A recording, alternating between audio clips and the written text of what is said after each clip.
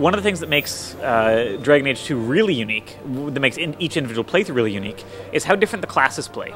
In Dragon Age Origins, playing as a two-handed rogue versus a two-handed warrior versus a sword and shield warrior wasn't really that different. They feel very different in Dragon Age 2. The dual-wielding rogue is the fastest class in the game. You're just like ninja attacks all the time, doing backflips in the air, throwing down a smoke bomb to sort of disguise your disappearance, and then showing up behind a guy and shanking him in the back. Whereas the archer is a slower playing class with a whole lot of knockback power and the ability to affect large areas. The only class besides mages that can cast ranged area of effect attacks. So there's a great variety there.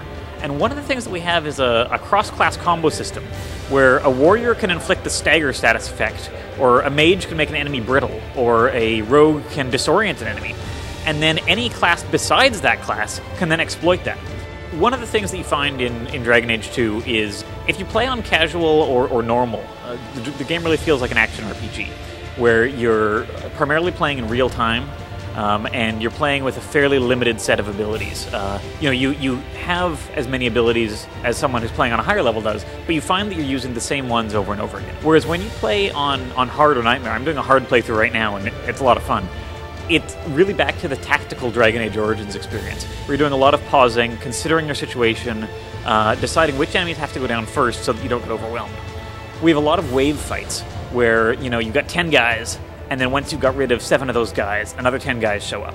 And you kind of have to make sure that you're dealing with the greatest threats at any one given time, which doesn't even mean the most powerful guys, but the guys who've gone aggro on your mage, because your mage is the only guy who's keeping the party alive.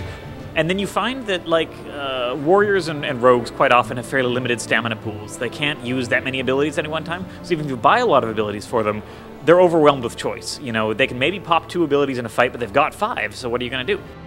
So what we've done there is each of the talent schools, instead of having just 4 abilities in a straight chain like before, now it's sort of constellation-like system, where one ability might unlock 2 more abilities, or 2 abilities might be required to unlock a 3rd ability. Many of those abilities will have upgrade abilities, so that you're using the same amount of mana or stamina to use the ability, but it's more powerful than it was before. Not just greater damage, but now it affects a 10-meter radius, or a 10-meter circumference, diameter, instead of 5. Or now it's putting down an obscure effect that helps your allies hide from enemy attacks while they're inside this cloud. In Dragon Age 2, instead of requiring that you become friendly with all of your party members for fear of them leaving your party as they would in Origins if you made them too angry, we've introduced a system that really encourages you to be consistent in your leadership. If you are continually taking stances that offend, say, Aveline, that's okay, as long as you're consistent and she realizes that you are a leader who she can come to rely on. At least she knows where you're going. Essentially, instead of just becoming a friend with her, you can become a friend or a rival.